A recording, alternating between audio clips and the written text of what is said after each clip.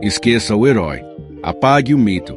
O Leônidas que você aprendeu a admirar não passa de uma versão higienizada de algo muito mais perturbador. Esparta não produzia líderes, produzia monstros. E Leônidas não foi exceção. Ele foi o produto mais bem-sucedido de um sistema que ensinava crianças a matar, a roubar e a assistir à morte como disciplina. Antes de ser rei, ele sobreviveu a um inferno que poucos suportariam. E o que ele fez depois é o que ninguém gosta de contar. Se você acha que Esparta era honra, coragem e glória, fique até o final, pois o que você vai ouvir agora não é a versão que ensinaram na escola, nem a que o cinema vendeu por décadas. Se você sair antes do fim, vai levar sua metade da verdade e a metade errada. Então fica, respira fundo e segue comigo até o final, porque cada minuto daqui muda completamente o que você acha que sabe. Se inscreva no canal para nos ajudar a crescer e trazer mais histórias que tentaram apagar. O que realmente aconteceu antes das Termópilas é muito mais perturbador do que a batalha que o cinema transformou em glória. Porque Esparta não era uma civilização, era um campo de prisioneiros armado até os dentes. E Leônidas não foi uma exceção heróica dentro desse sistema. Ele foi seu executor mais eficiente, um homem moldado para obedecer. Destruir e morrer no momento exato em que sua morte fosse mais útil do que sua vida.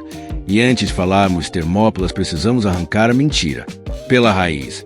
Porque o maior inimigo de Esparta nunca foi a Pérsia, nunca foi um império estrangeiro, nunca foi um exército vindo do outro lado do mar.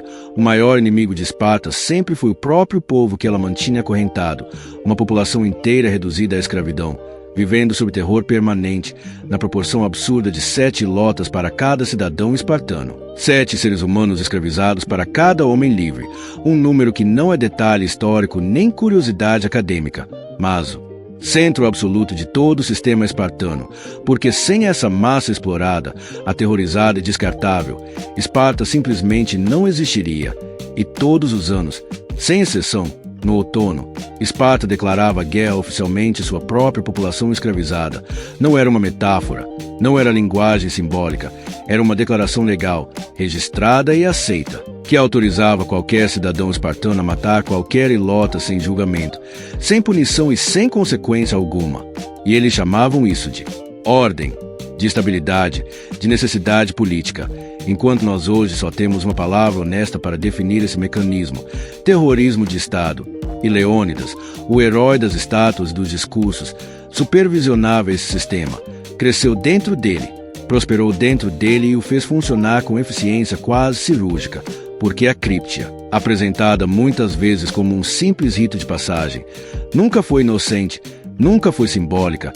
Ela era um programa de assassinato seletivo, uma política oficial de extermínio preventivo, em que jovens treinados desde a infância recebiam uma faca, nenhuma proteção, nenhuma armadura, nenhum escudo, e apenas uma ordem simples e brutal: matar os ilotas mais fortes, os mais inteligentes, os mais capazes de pensar, falar e liderar, qualquer um que pudesse, um dia, ameaçar o controle espartano. E isso não era guerra, não era defesa, não era estratégia militar, era caça humana institucionalizada. E se você ainda consegue ver Esparta como símbolo de honra depois disso, fique comigo, porque o que vem a seguir é ainda pior, especialmente quando falamos das mulheres, uma parte da história quase sempre varrida para debaixo do tapete, mas se deveria causar repulsa imediata, porque as mulheres espartanas não eram livres como muitos gostam de repetir, não eram empoderadas, não eram donas de si, elas eram reprodutoras do Estado. Corpos administrados com a mesma frieza com que se gerenciavam armas e soldados, desde meninas eram treinadas, fisicamente não para lutar, não para escolher, mas para parir guerreiros fortes, e o valor delas não estava na mente, na vontade, na inteligência ou na vida, estava exclusivamente no útero. Uma mulher que não gerasse filhos saudáveis era vista como falha biológica, um erro a ser corrigido ou descartado. Uma criança fraca significava culpa da mãe, nunca do sistema, nunca do Estado. E bebês considerados imperfeitos eram levados ao Monte Taigeto e abandonados para morrer de frio, fome ou queda. Tudo com aprovação social, ritualizada e normalizada, porque nenhuma dessas decisões era individual. Nenhuma família decidia o destino dos próprios filhos.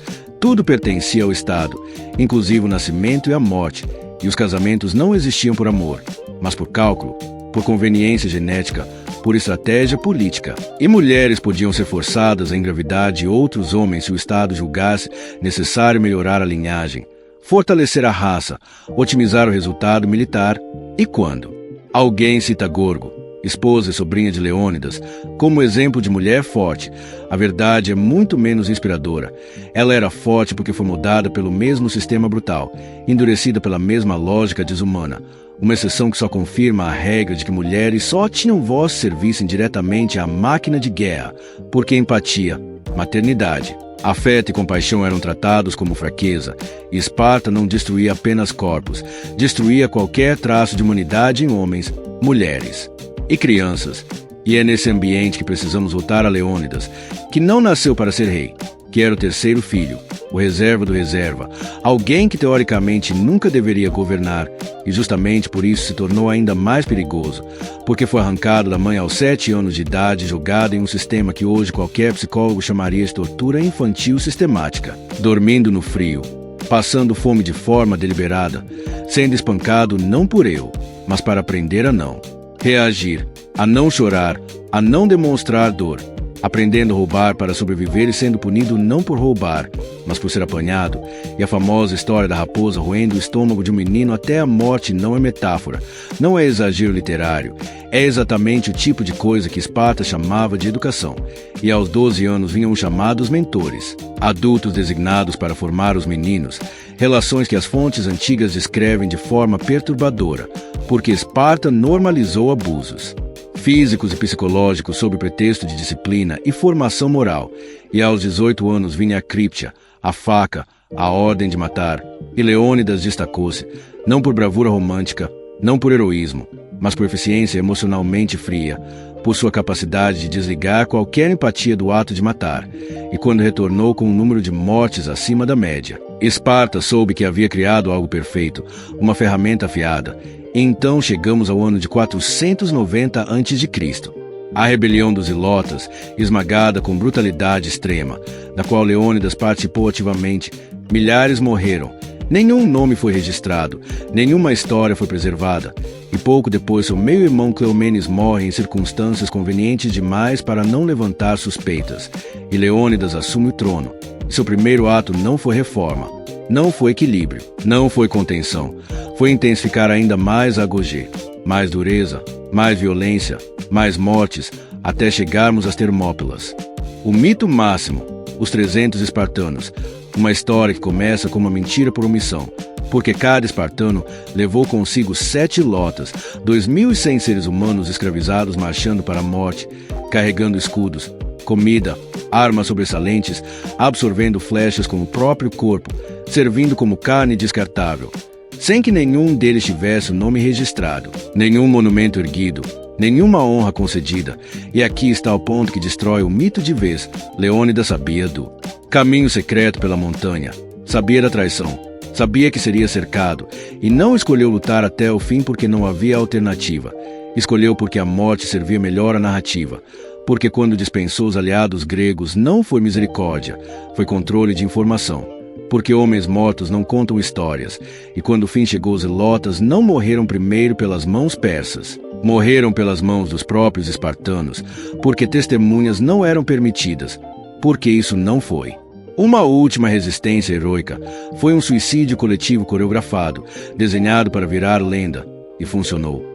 Esparta transformou uma derrota militar em vitória simbólica, transformou um sistema escravocrata em símbolo de liberdade, transformou o assassino de Estado em herói eterno, enquanto a realidade ficou enterrada, literalmente, em valas comuns que mostram esqueletos com marcas de lanças espartanas, ferimentos que não vieram da Pérsia, provas de que até na morte existia hierarquia. E a ironia final é que Esparta morreu do próprio veneno, matou tantos ilotas e tantos cidadãos que sua população entrou em colapso, e em menos de um século foi esmagada em Leuctra e nunca mais se levantou. O mito sobreviveu, a civilização não. E quando alguém glorifica os 300, é preciso lembrar que eles não lutaram pela liberdade. Lutaram como braço armado de um dos sistemas mais desumanos da história. Porque alguns monstros usam coroas, alguns monstros viram heróis, e às vezes nem 2.500 anos são suficientes para lavar o sangue. E se você chegou até aqui, comenta Leão Sombrio. Isso mostra que você aguenta a verdade sem maquiagem. Inscreva-se no canal se você quer histórias sem propaganda, sem mitificação barata, sem herói de plástico, porque aqui a glória sempre vem acompanhada do custo humano. E no próximo vídeo vamos desmontar outro mito histórico que você acha que conhece, e como sempre, a realidade é pior.